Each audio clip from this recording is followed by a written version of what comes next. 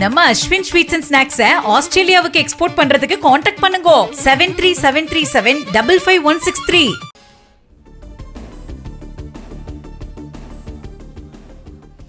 தமிழ்நாட்டில் காலியாக உள்ள 5 தொகுதிகளுக்கு இடைத்தேர்தல் அறிவிக்கக்கூடாது. ஜூலை 31ஆம் தேதி வரை இடைக்கால தடை விதித்து உயர்நீதிமன்றம் அதிரடி உத்தரவு.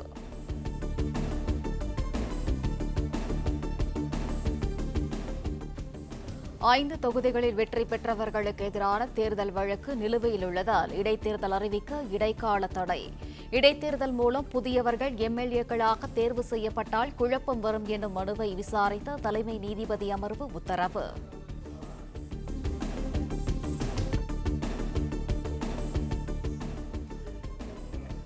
கரூர் கூட்ட நெரிசலில் சிக்கி உயிரிழந்த 41 பேருக்காக தவிக சார்பில் நினைவு சின்னம்.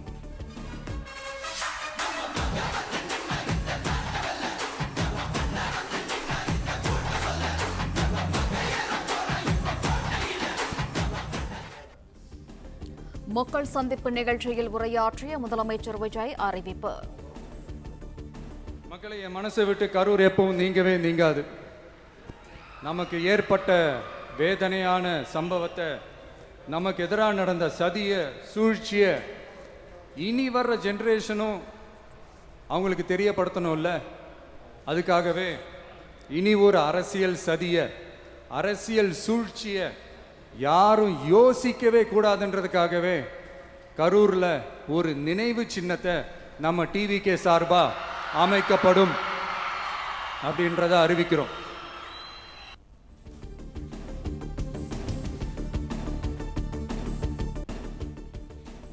மக்கள் அதிகமாக இருப்பதாக கூறி கடந்த ஆண்டு பெரம்பலூர் கூட்டத்தை ரத்து செய்த காவல்துறை கரூரில் ரத்து செய்யாதது ஏன்?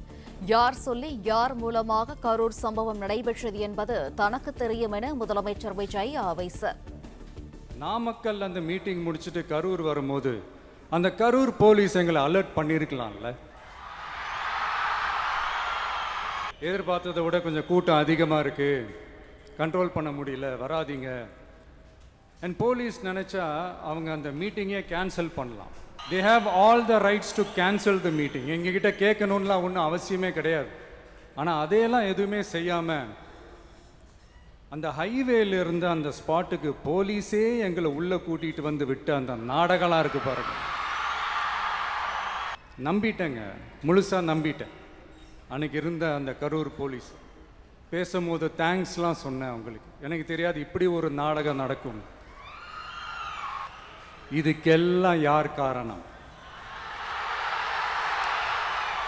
இதெல்லாம் யார் சொல்லி செஞ்சது? இப்படி பண்ணுங்க, அப்படி பண்ணுங்க, சப்போஸ் அப்படி நடந்தா இப்படி பண்ணுங்க, சப்போஸ் இப்படி நடந்தா இந்த மாதிரி இன்ஸ்ட்ரக்ஷன்ஸ்லாம் கொடுத்து அந்த பிரஷர் போடுறது யாரு?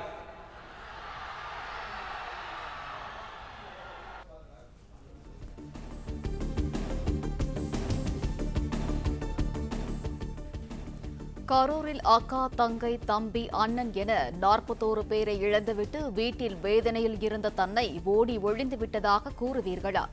சட்டப்பேரவையில் பேசிய ஸ்டாலின் பழியை தன் மீது திருப்பிவிட்டு அரசியல் ஆதாயம் தேடியதாக முதலமைச்சர் விஜய் காட்டம். அந்த கடவுள் மாதிரி இருக்கிற அந்த பச்சை பிள்ளைங்களை இழந்திருக்கோம்யா. என் அக்கா, தங்கச்சி, அண்ணன், தம்பி, குடும்ப உறவுகளை இழந்து அந்த வலியோட இருக்கிற என்ன நீங்க ஏளனமா பேசுறீங்களா?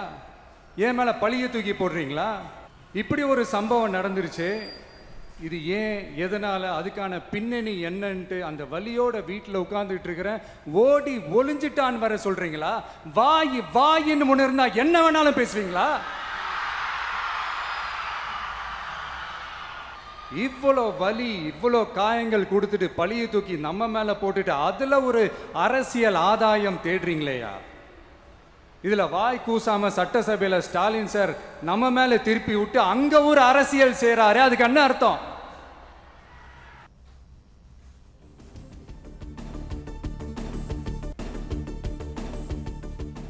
தமிழ்நாடு அரசின் அனைத்து துறைகளிலும் ஊழல் மற்றும் லஞ்சத்தை தவிக அரசு ஒழித்துவிட்டதாக முதலமைச்சர் விஜய் அறிவிப்பு. யாரேனும் லஞ்சம் கேட்டால் கொடுக்க வேண்டாம், கேட்பவர்களிடம் தன் பெயரை கூறுமாறு மக்களுக்கு முதலமைச்சர் விஜய் வேண்டுகோள். உங்ககிட்ட யாராவது லஞ்சம் ஏதாவது கேட்டாங்கன்னா கொடுக்க முடியாது சொல்லுங்க. நான் இருக்கேன் உங்களோட. அப்படியே யாராவது ஃபோர்ஸ் பண்ணாங்கன்னா, இது எங்க மகன், எங்க புள்ள, எங்க அண்ணன், எங்க தம்பி, எங்க விஜய், எங்க விஜயோட ஆட்சின்னு ஸ்ட்ராங்கா சொல்லுங்க. மக்களை, நீங்க கூட இருக்கும் போது லஞ்ச ஊழல் மட்டும் இல்ல, அதிகாரத்தை வச்சு ஆட்டம் போடுற யாரா இருந்தாலும் அடங்கிடுவாங்க.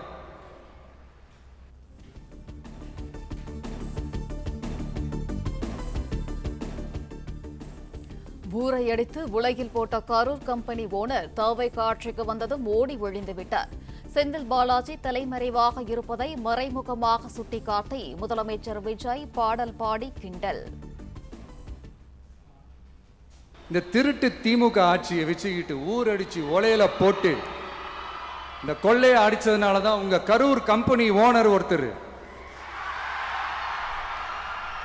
எங்க எங்க இருக்காருன்னு தெரியாம ஓடு ஓடு ஓடு ஓடு ஓடு ஓடு ஓடு ஓடு வராம் பாரு வேட்டக்காரன் ஓடினே இருக்கிறாரு.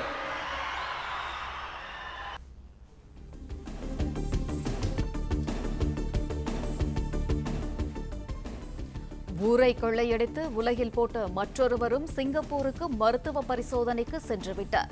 முன்னாள் அமைச்சர் ஏவாவேலு மீது முதலமைச்சர் விஜய் மறைமுக குற்றச்சாட்டு. இன்னொருத்தர் ஃபாரின்ல போய் ஒளிஞ்சுக்கிட்டார். ஃபாரின் ஸ்டாலின் சார் நினைச்சிட போறீங்க, அவர் இல்ல. எனக்கு எப்பவுமே ஸ்டாலின் சார் மேல ஒரு தனி பாசம் ஒண்ணு உண்டு. அவர் கிடையாது, இவர் வேற. சிங்கப்பூருக்கு செக்கப்புக்கு போனார்ல அவரு.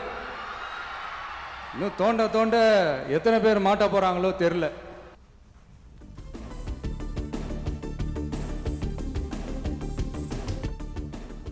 தான் 5 நிமிடங்கள் பேசியதற்கே குளத்தூரில் மக்கள் கொத்து பரோட்டா போட்டுவிட்டார்கள். மேலும் பேசினால் முழுவதுமாக முடித்து விடுவார்கள் என முதலமைச்சர் விஜய் திட்டவட்டார். வாயத் தொடங்க சிஎம். அடாடா, உங்க சிஎம் நெஞ்சிலேயே குத்திட்டு வந்தீங்க பாருங்க, அதெல்லாம் வேற லெவல். பேசுங்க பேசுங்கன்றீங்க, பேசுனா எந்திரிச்சு ஓடிடுறீங்க. இனிமே பேச ஆரம்பிக்கிறதுக்கு முன்னாடி என்ன பண்ணணும் அப்படின்னா, ஒரு நண்பர் ஒருத்தர் சொன்னார், மாண்புமிகு பேரவைத் தலைவர் அவர்களே எல்லா டோரையும் இழுத்து லாக் பண்ணுங்க அப்படின்னு சொல்லிட்டு தான் பேச்ச ஆரம்பிக்கணும் போல் இருக்கு. ஏன்னா பேசிட்டு இருக்கும் போதே எந்திரிச்சு ஓடிடுறாங்க. 5 நிமிஷம் பேசினதுக்கே குளத்தூர்ல கொத்து பரோட்டா போட்டாங்க. இதுக்கு மேல பேசினா மொத்தமா முடிஞ்சிடும், பாத்துக்கங்க.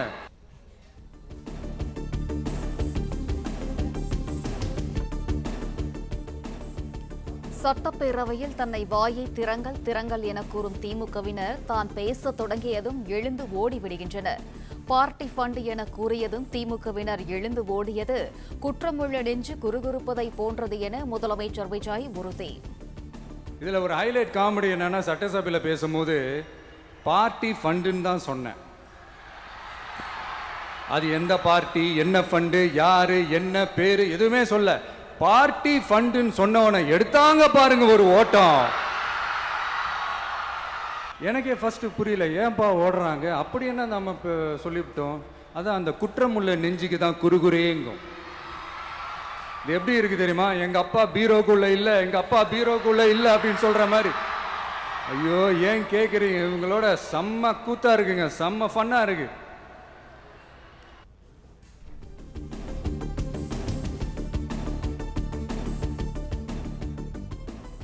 தொட்டுப்பார் சீண்டிப்பார் என வெற்று சவால் விடுவதால் மேகதாது உள்ளிட்ட பிரச்சினைகளை தீர்க்க முடியாது. டாக்லஸ் ஒர்க் மோர் என்பதுதான் தவிக அரசின் தாரக மந்திரம் என முதலமைச்சர் விஜய் அறிவிப்பு. இந்த மேகதாது அணை சம்பந்தமான அந்த வழக்கில் ஏன் அந்த ஸ்டேட்டு சிஎம் பேசுறாரு, நீங்க ஏன் பேசல அப்படின்னா, நம்ம ஸ்டேட்டோட உரிமையை எங்கே நிலைநிறுத்தணுமோ அதுக்காக வேலை பார்க்கறது மட்டும்தான் முக்கியம். சும்மா சவால் விட்டுக்கிட்டு சீண்டிப்பார், நான் யார் தெரியுமா, தொட்டுப்பார் இப்படிலாம் பேசிக்கிட்டு இருந்தா வேலைக்கு ஆகாது. சும்மா பேசி பேசி பிரச்சனையை வளர்த்துக்கிட்டு யார் மேலே அது பழியை தூக்கி போட்டுட்டு அப்புறம் மக்களை அம்போன்னு தெருவில் விட்டுட்டு இப்படி தான் ஒரு அரசியல் பண்ணணும்னா அந்த அரசியல் நமக்கு தேவையும் இல்லை, அதை நம்ம செய்யவும் போகிறதில்ல. Talk less work more mode தான், அதுதான் நம்ம பாலிசியே.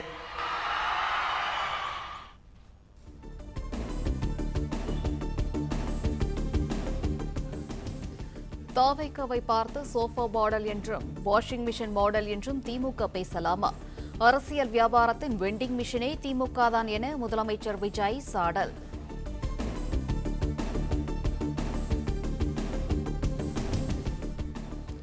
தலையில் சம்மட்டியால் உச்சநீதிமன்றம் ஓங்கி அடித்தும் திமுக திருந்தவில்லை. கரூருக்கு தான் செல்வதை தடுக்க முயன்றதை சுட்டிக்காட்டி முதலமைச்சர் விஜய் காட்டு. என்னமோ இன்னமும் நீங்க தான் ஆட்சியில் இருக்கிற மாதிரி விஜய் கரூருக்கெல்லாம் போகக்கூடாது, விஜய் இங்க போகக்கூடாது, அது செய்யக்கூடாது, இது செய்யக்கூடாதுன்னு எனக்கு புரியலையே. ஆட்சியில் இருக்கும் போது தான் இவ்வளோ கட்டுப்பாடெல்லாம் போட்டீங்க, SOPஸ்லாம் போட்டீங்க, ஸ்டாலின் சார் ஆப்ரேட்டிங் ப்ரொசீஜர்லாம் போட்டீங்க. இப்போவும் அதே பண்ணிட்டு இருந்தீங்கன்னா என்ன சார் நியாயம்? இல்லை நான் தெரியாம தான் கேட்குறேன். இன்னும் கனவுலையே இருக்கிறீங்களா? முதல்ல முழிச்சு வாங்க, ரியாலிட்டிக்கு வாங்க. உங்க ஆட்சியெல்லாம் வீட்டுக்கு போய் டிவிக்கேன்னு ஒரு ஆட்சி வந்து ரொம்ப நாள் ஆச்சு. ஒழுங்கா படி என்று சுப்ரீம் கோர்ட் ஓங்கி மண்டேலியே நறுக்கு நறுக்கு நறுக்கு என்று செம்மட்டியாலே அடிச்சும் இந்த திமுக முழிச்சிக்கல அப்படின்னா அப்ப கொஞ்சம் கஷ்டம்தான்.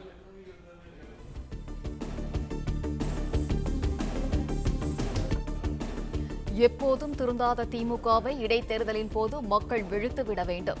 கரூரில் பேசிய முதலமைச்சர் விஜய் வேண்டுகோள்.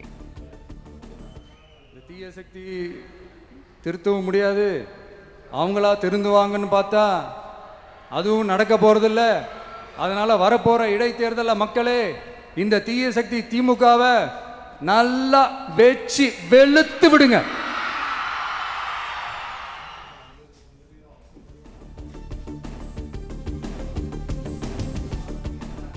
கரூர் மாவட்ட எல்லையில் கார் மீது பூக்களை தூவி முதலமைச்சர் விஜயை வரவேற்ற பொதுமக்கள்.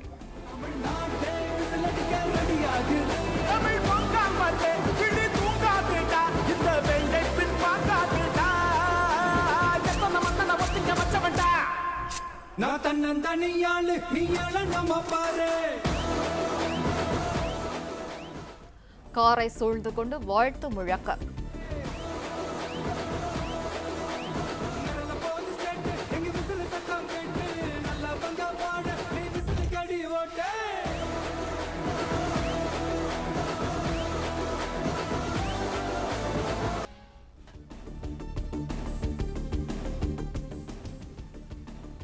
கரூரில் மக்கள் சந்திப்பு நிகழ்ச்சி முடிந்த பிறகு முதலமைச்சர் விஜய் ரோட் ஷோ.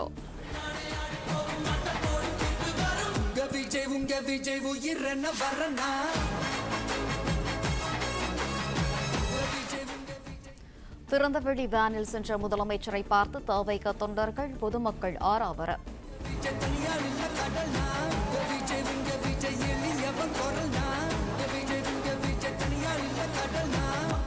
மன்னர்களை உனக்கு காட்ட வரனா.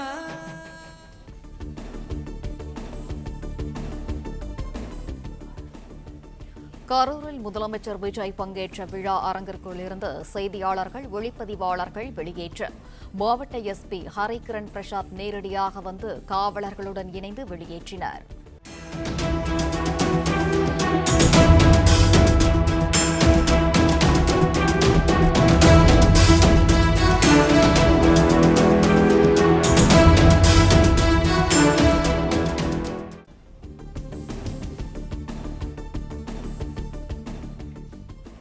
முதலமைச்சர் விஜய்க்கு பாதுகாப்பு அச்சுறுத்தல் உள்ளதால் செய்தியாளர்கள் ஒளிப்பதிவாளர்கள் வெளியேற்ற மாவட்ட ஆட்சியரால் பாஸ் வழங்கப்பட்டும் வெளியேற்றப்பட்டது தொடர்பாக மாவட்ட SP ஹரிகிரண் பிரசாத் கொடுத்த விளக்கத்தால் அதிர்ச்சி.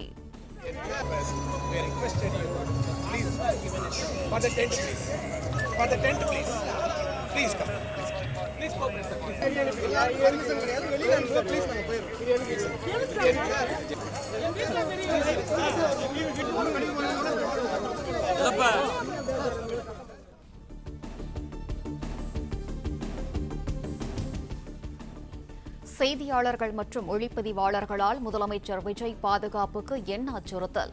கரூர் விழா அரங்கிற்கு வருகை தந்த அமைச்சர் புசி ஆனந்தை சூழ்ந்து கொண்டு செய்தியாளர்கள் வாக்குவாதம்.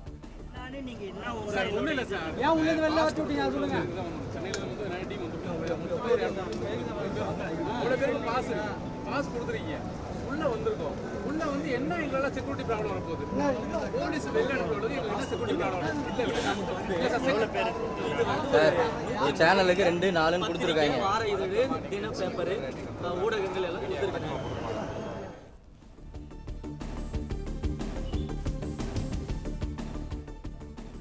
முதலமைச்சர் விஜய் நிகழ்ச்சியிலிருந்து வெளியேற்றப்பட்ட செய்தியாளர்கள் பயன்படுத்திய பாதை தகரம் வைத்து அடைப்பு. கரூர் மாவட்ட எஸ்பி ஹரிகரன் பிரசாத் உத்தரவின் பேரில் நடவடிக்கை.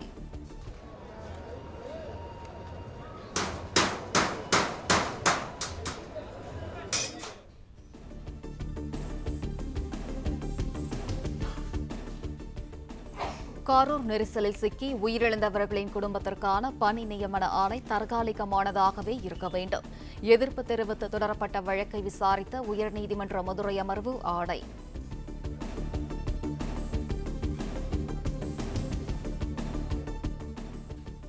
கரூர் நெரிசல் சம்பவத்தில் உயிரிழந்தவர்களுக்கு அரசு பணி வழங்க தடை கோரிய வழக்கில் டிஎன்பிஎஸ்சியை எதிர்மனதாரராக சேர்க்க வேண்டும்.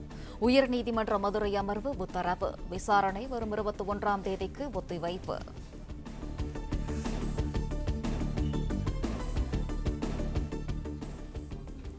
கரூர் நெரிசலில் உயிரிழந்த 31 பேரின் குடும்பத்தினருக்கு அரசு பணிக்கான ஆணைகளை வழங்கினார் முதலமைச்சர்.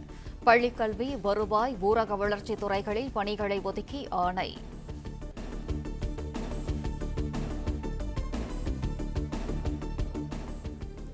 கூட்ட நெரிசலில் மனைவி மற்றும் 2 மகள்களை இழந்த ஆனந்த ஜோதி என்பவருக்கு பள்ளிக்கல்வித்துறையில் இளநிலை உதவியாளர் பணி. மொத்தம் 17 பெண்கள் மற்றும் 14 ஆண்களுக்கு பணி நியமன ஆணை.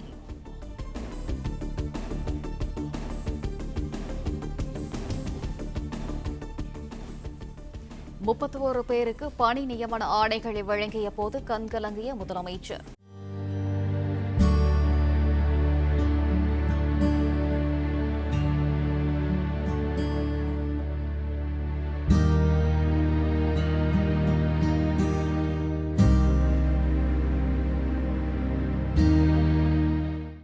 கண்ணீருடன் ஆணைகளை பெற்றுக் கொண்டவர்களை தேற்றினர்.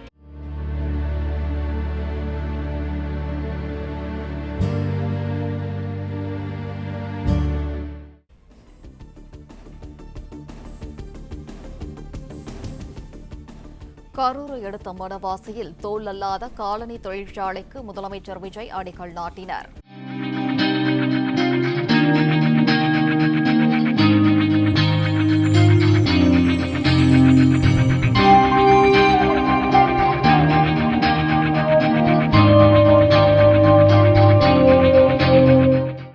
₹850 கோடி மதிப்பீட்டில் எவர்வான் கோத்தகிரி ஃபுட்வேர் நிறுவனம் அடிடாஸ் நிறுவனத்திற்கு காலனி தொழிற்சாலையை அமைக்கிறது.